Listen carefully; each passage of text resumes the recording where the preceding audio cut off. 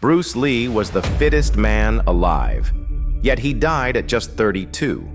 Was it a medical tragedy, a planned murder, or, as some claim, a spell to silence him? Doctors gave their explanation, but fans never believed it. To this day, his death remains one of the greatest mysteries in modern history. In 1973, Bruce Lee looked untouchable, a body like steel, films breaking records, and Hollywood finally at his feet. But behind the legend, something was wrong.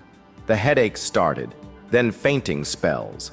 And just as his star burned brightest, it all ended in one night. It was July 20th, 1973, a day that began like any other, but would end in shock. Bruce Lee woke up in Hong Kong at the height of his power. Enter the Dragon was about to release worldwide, and he was working tirelessly on his next project, Game of Death.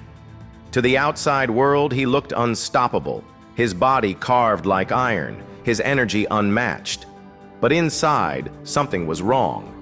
Bruce had been complaining of headaches for weeks, even collapsing once before.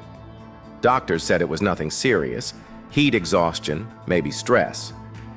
Bruce, being Bruce, ignored the warnings and pushed forward. That evening, he went to Betty Ting Pei, his friend's apartment, to go over the script. In the middle of their conversation, the pain returned, sharp, piercing. He held his head, grimaced, and said he needed relief. Betty handed him a pill, Equigesic, a common painkiller, something millions had taken without incident. Bruce swallowed it, stretched out on the bed, and said he just needed to rest. But when Betty checked on him later, he didn't wake up. She shook him, called for help, but Bruce Lee, the man who could shatter boards with a touch, the man who seemed immortal, was gone. A perfectly healthy 32-year-old, dead in his sleep. No warning, no struggle, just a headache, a pill, and silence. And that's where the mystery begins. Why that day, why that place, and why that pill? At Queen Elizabeth Hospital, the world waited for answers. Doctors examined Bruce, their faces pale, their voices hushed. Hours later, the official statement was released. Cerebral edema, brain swelling. Just like that, the fittest man alive reduced to a medical term. Case closed. But outside those hospital walls, nobody believed it. How could a body trained to the level of a machine collapse from something so ordinary? Fans whispered, was the hospital pressured to say this? Journalists asked, why was the report so rushed? And in Hong Kong streets, rumors spread like wildfire. This wasn't just a tragedy. It was a cover-up. But what if it wasn't just politics or medicine at all? What if Bruce Lee's death was something far darker, the fulfillment of an ancient curse? Back in 1959, when Bruce arrived in America, he carried with him more than dreams. He carried traditions that many believed were never meant to be shared. By the early 1960s, he began teaching Chinese martial arts to Westerners. The Chinatown elders warned him, stop teaching outsiders or face the consequences. Bruce refused. To him, Kung Fu was not a secret to hide.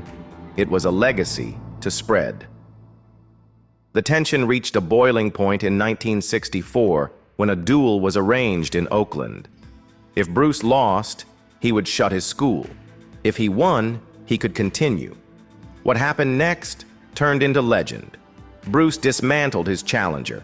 Some say in 3 minutes, others swear it was over in 30 seconds. He won the right to keep teaching, but at a cost. Whispers followed him. The elders have placed a curse on him. He may have beaten a man, but he has angered forces he cannot fight. So when Bruce collapsed in 1973, many said the warning had finally come true. And when his son, Brandon Lee, died tragically on the set of The Crow, the curse theory became not just rumor, but chilling proof. But others whispered something darker. This wasn't fate. This wasn't overtraining. This was murder. By 1973, Bruce Lee wasn't just a man, he was a storm. Enter the Dragon was about to release worldwide, and insiders already knew it would make him a global icon. A Chinese star leading a Hollywood film, breaking every wall of race and power. That was revolutionary. And revolutions always create enemies. In Hong Kong, the triads, powerful criminal gangs, had long controlled parts of the film industry. They offered actors and directors protection, but Bruce refused to bow. He turned down their demands, publicly and privately. To a crime syndicate, that wasn't just defiance, it was humiliation. Some say he was warned, cooperate or else. Then came Hollywood.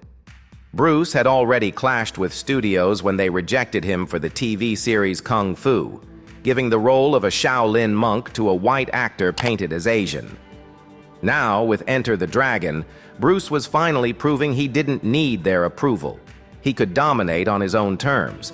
That kind of independence? It threatened the system. A star who couldn't be controlled was a dangerous star. And the night he died only deepened suspicions. Bruce collapsed not at home, not at a studio, but in the flat of Betty Ting Pei, a Taiwanese actress with rumored ties to both the triads and the darker corners of Hong Kong cinema. For hours there was confusion. His body was reportedly moved before doctors were called. Timelines from Betty, from producer Raymond Chow from the hospital, all conflicted. The official story said cerebral edema, but to his fans, the inconsistencies looked like a cover-up. Why was a healthy 32-year-old man suddenly gone on the eve of his greatest triumph? Why did it happen in secret, far from his family? And why did so many powerful people seem eager to close the case so quickly? To millions, the answer was chilling. Bruce Lee wasn't a victim of fate. He was silenced. Silenced by those who feared him, envied him, or simply couldn't control him. But if it was murder, the question remains.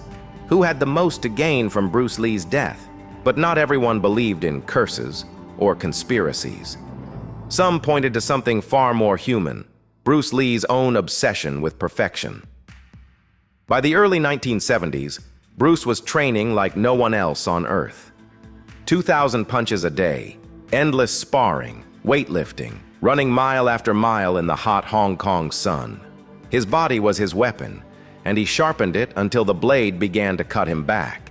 Doctors and critics later claimed that Bruce had simply overtrained, that he pushed his body so far beyond its limits that it finally gave out. And there was evidence. Just 2 months before his death, Bruce collapsed during an editing session for Enter the Dragon. He was rushed to the hospital, diagnosed with cerebral edema, the very same condition that would kill him in July. To some, this wasn't coincidence. It was proof that his relentless drive for perfection was destroying him from the inside. But if overtraining was the cause, why did the official reports feel incomplete? Why did so many details remain unexplained? Bruce Lee's death has been explained, re-explained, and theorized for 50 years. A curse? A conspiracy? Or simply the cost of being superhuman in a human body? Doctors closed the file, but fans never did, and maybe they never will. Because the truth behind Bruce Lee's final day didn't die with him. It still lives in the questions we cannot answer.